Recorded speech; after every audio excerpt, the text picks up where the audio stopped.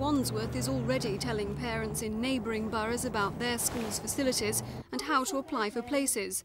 They say they're distributing pamphlets to reassure parents their children will still be welcome, despite the change in the way places are allocated.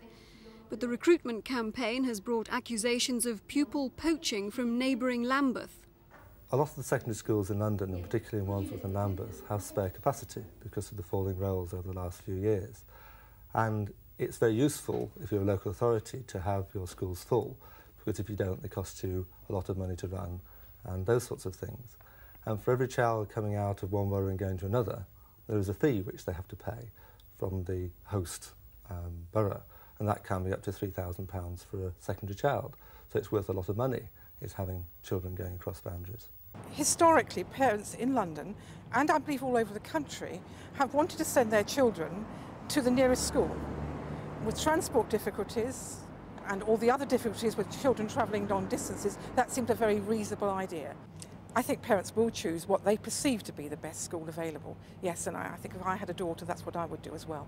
Although the parents may make the decision about which school their children attend, the students themselves also feel it's important.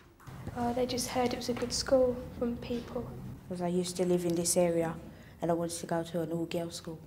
So you chose it yourself? Yeah.